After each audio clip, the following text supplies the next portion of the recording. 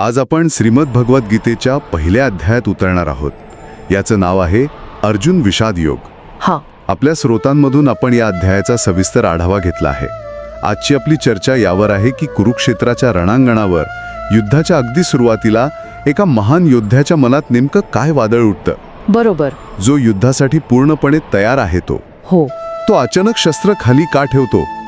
चला तर मग या मानसिक आणि नैतिक संघर्षाच्या मुळाशी जाऊया.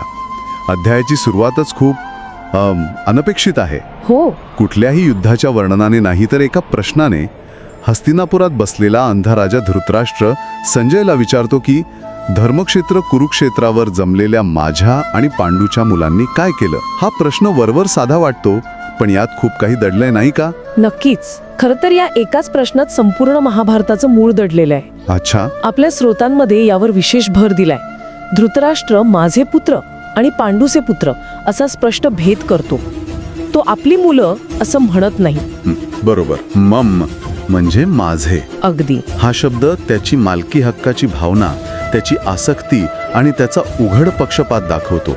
हीच माझे विरुद्ध त्यांचे ही विभागणीची भावना या युद्धाच्या मुळाशी आहे आणि ती पहिल्याच श्लोकात आपल्या समोर येते. थांबा, पण हे फक्त पक्षपाताबद्दल आहे की या प्रश्नात एक प्रकारची भीती किंवा असुरक्षितता पण दडलेली आहे. अगदी बरोबर मुद्दा मांडला. म्हणजे त्यांनी काय केलं या प्रश्नात माझी मुलं जिंकतील ना ही चिंता जास्त प्रकर्षाने जाणवते. त्याला विजयाची खात्री नाहीये.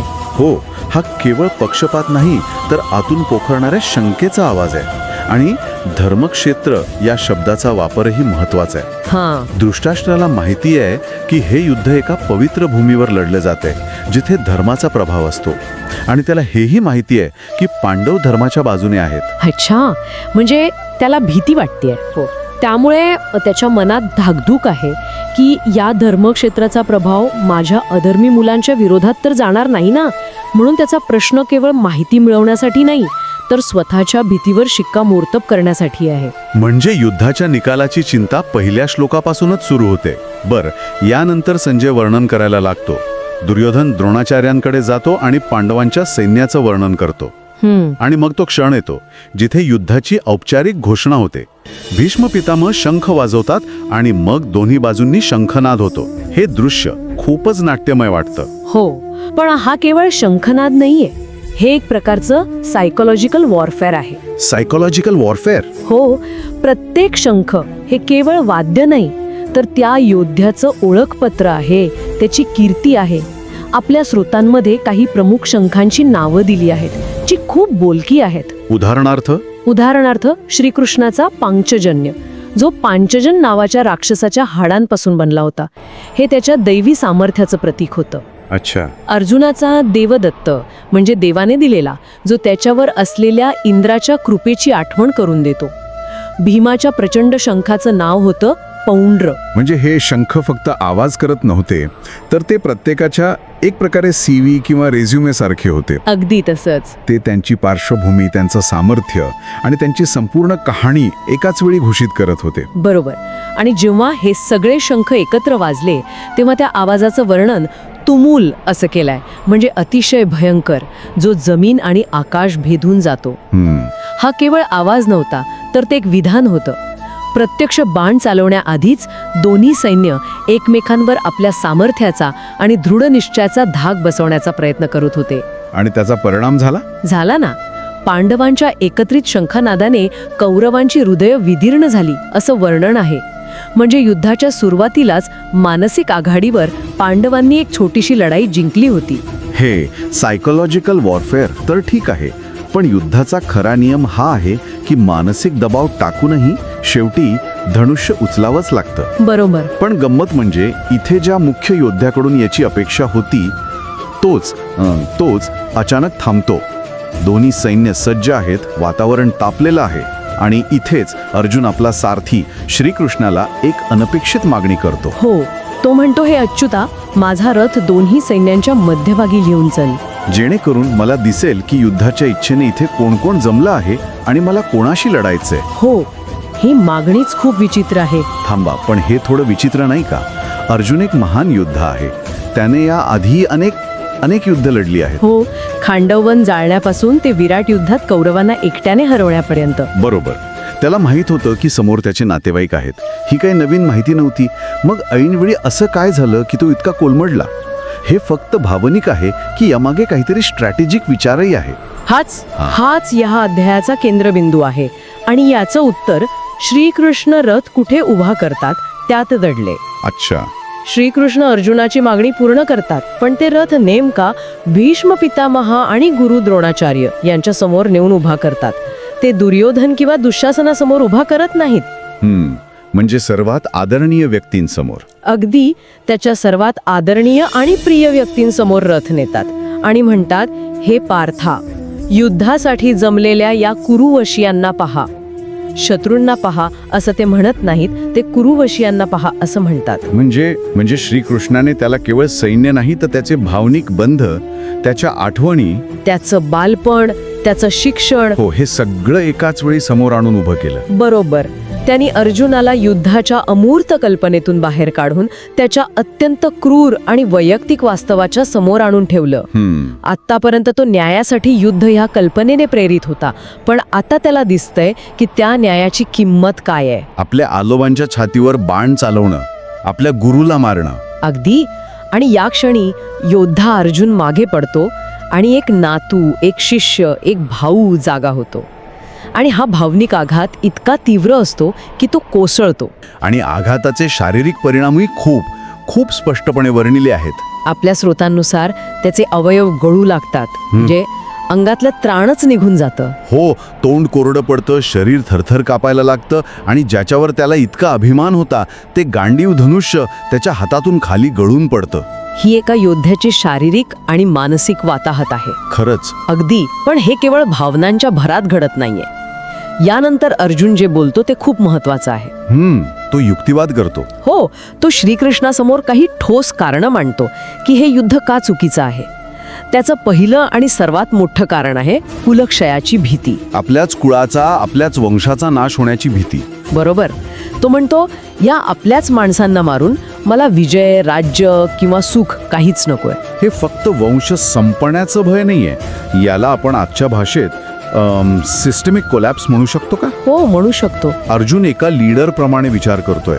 तो फक्त लढाई जिंकण्या हरण्याचा विचार करत नाहीये, तर विजयानंतरच्या परिणामांचा विचार करतोय. बरोबर. जर मी समाजाचे नियमच तोडले तर माझ्या विजयाने स्थापन होणारं राज्य कोणत्या पायावर उभं राहील? ही एका राष्ट्रप्रमुखाची चिंता आहे. तुम्ही बरोबर शब्द वापरला, सिस्टमिक कोलॅप्स. कारण अर्जुनाचा पुढचा युक्तिवाद याच भीतीवर आधारित आहे. अच्छा. त्याच्या मते कुळातील पुरुष मारले गेले की पिढ्यानपिढ्या चालत आलेले कुलधर्म नष्ट होतील. धर्म नष्ट झाला की कुळात अधर्म पसरेल आणि स्त्रिया दूषित होतील. स्त्रिया दूषित झाल्यावर वर्णसंकर होईल, म्हणजे सामाजिक रचना कोलमडून पडेल. आणि या वर्णसंकरामुळे पितरांना पिंडदान मिळणार नाही आणि तेही नरकात जातील. म्हणजे तो एक संपूर्ण साखरीच मांडतोय. हो, एका युद्धाच्या परिणामांची साखळी, जी केवळ रणांगणापुरती मर्यादित नाही, तर ती संपूर्ण समाजाला आणि परंपरेला मुळापासून उद्ध्वस्त करेल. पण एक मिनिट, अर्जुनाचा हा युक्तिवाद आजच्या काळात थोडा प्रॉब्लेमॅटिक वाटू शकतो, नाही का? हो, हा खूप महत्वाचा मुद्दा आहे. वर्णसंकर होईल ही भीती, हे म्हणजे एका अर्थानं जुन्या सामाजिक चौकटीला चिकटून राहण्यासारखं वाटतं. मग त्याचा हा युक्तिवाद खरोखरच नैतिक आहे की तो फक्त एका परंपरेच्या बचावासाठी केलेला युक्तिवाद आहे? बरोबर. आणि इथे आपल्याला कोणतीही बाजू न घेता हे समजून घ्यायला हवं. अर्जुन त्याच्या काळातील सामाजिक चौकटीतून बोलतोय. त्याच्यासाठी धर्म म्हणजे केवळ पूजा अर्चा नाही, तर समाजाला एकत्र ठेवणारी एक व्यवस्था आहे, एक सोशल ऑर्डर. आणि ती व्यवस्थाच धोक्यात आल्याची त्याला भीती वाटतेय. म्हणजे त्याचा हेतू वाईट नाहीये? नाही, पण त्याचा दृष्टिकोन त्याच्या काळाने आणि संस्कारांनी मर्यादित आहे हे नक्कीच म्हणता येईल. तो एका मोठ्या सामाजिक विध्वंसाची कल्पना करतोय आणि त्या भीतीने तो ग्रासला आहे. ठीक आहे, म्हणजे हे झालं सामाजिक कारण. यानंतर तो अधिक वैयक्तिक कारणांवर येतो. आपले गुरु, वडीलधारे. हो, तो म्हणतो, ज्यांच्यासाठी आम्हाला राज्य, सुख, भोग आणि ऐश्वर्य हवा आहे, तेच जर आपले प्राण आणि धन पणाला लावून समोर मरण्यासाठी उभे असतील, तर त्यांना मारून आम्हाला काय सुख मिळणार आहे? ही एक अत्यंत मूलभूत मानवी भावना आहे. हो, आपण ज्यांच्यासाठी कमावतो, ज्यांच्यासोबत आनंद वाटून घेऊ इच्छितो, त्यांनाच संपवून मिळालेल्या यशाचा काय उपयोग? याला आजच्या काळात मॉरल इंजुरी या संकल्पनेशी जोडून पाहता येईल. Moral injury. हो, सैनिकांना अनेकदा अशा परिस्थितीतून जावं लागतं जिथे त्यांना कर्तव्याचा भाग म्हणून त्यांच्या नैतिकतेच्या विरोधात वागावं लागतं. जरी ते देशासाठी लढत असले तरी कोणाचा तरी जीव घेण्याची कृती त्यांच्या मनावर खोलवर परिणाम करते. अगदी अचूक जोडणी आहे. अर्जुनही त्याच नैतिक इजेच्या भीतीनं ग्रासला आहे. आणि मग तो तिसरं आणि सर्वात महत्वाचं कारण सांगतो, ते म्हणजे पापाची भावना. हो, तो एक अत्यंत मार्मिक प्रश्न विचारतो. तो म्हणतो, जरी लोभामुळे कौरवांची बुद्धी भ्रष्ट झाली असली आणि त्यांना कुळनाश करण्यात काही दोष दिसत नसला, तरी आम्हाला तर कुळनाशाचा दोष स्पष्ट दिसत आहे.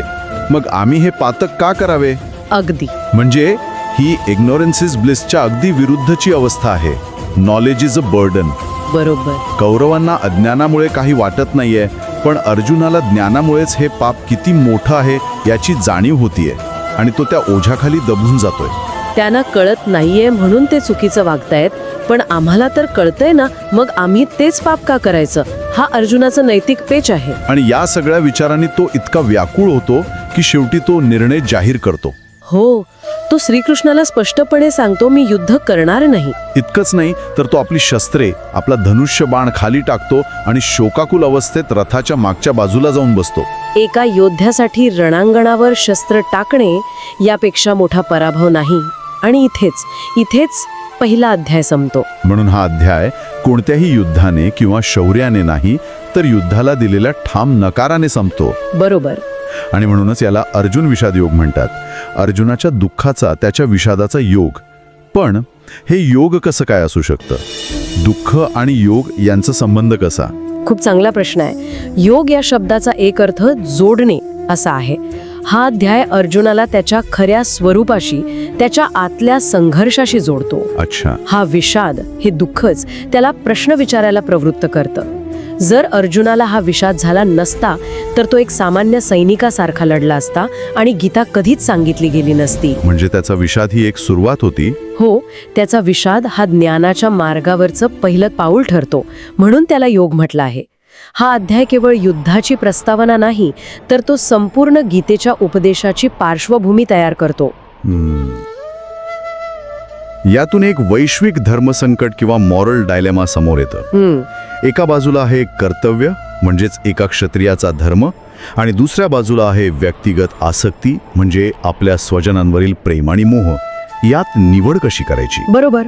आणि अर्जुनाची अवस्था ही कुठल्याही एका सामान्य माणसाची आहे, जो आयुष्यातल्या मोठ्या संकटासमोर गोंधळून गेला आहे. काय योग्य, काय अयोग्य हे त्याला कळेनासं झालं आहे. हो, त्याचा हा मोह, त्याची चिंता आणि शेवटी कर्म न करण्याचा, म्हणजे युद्ध न करण्याचा त्याचा निर्णय, हेच श्रीकृष्णाला आत्मज्ञान, कर्मयोग आणि भक्तियोगाचा उपदेश देण्याचं कारण ठरतंय. खरंय? खरं तर अर्जुनाच्या प्रश्नांशिवाय गीतेची उत्तरे मिळालीच नसती. गीता ही काही देवाने दिलेलं तयार प्रवचन नाहीये, तर ती एका अत्यंत व्याकुळ आणि प्रामाणिक शिष्याच्या प्रश्नांमधून जन्माला आलेली एक सखोल चर्चा आहे. तर आज आपण पाहिलं की युद्धासाठी पूर्ण तयारीनिशी आलेला एक महान योद्धा आपल्याच माणसांना समोर पाहून कसा खचून जातो आणि आपल्या कर्तव्यापासून मागे हटण्याचा निर्णय घेतो. ही केवळ एका योद्ध्याची कथा नाही, तर आपल्या प्रत्येकाच्या आयुष्यात येणाऱ्या कर्तव्य आणि भावना यांच्यातील संघर्षाची कहाणी आहे. जेव्हा आपल्याला माहीत असतं की योग्य काय आहे, पण ते करणं खूप कठीण आणि वेदनादायी असतं, तेव्हा आपण काय निर्णय घ्यावा याचं एक ज्वलंत उदाहरण आहे. आणि जाता जाता विचार करण्यासाठी एक मुद्दा सोडून जाते. आपण सगळे अर्जुनासारखेच कधी ना कधी कर्तव्याच्या नावाखाली काहीतरी कठीण पण योग्य करण्याचा प्रयत्न करतो. पण ते योग्य कोण ठरवतं?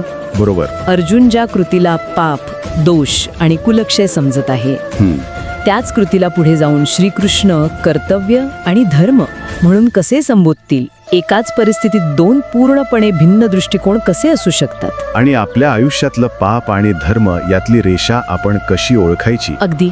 याचा आधार नेमका काय असतो?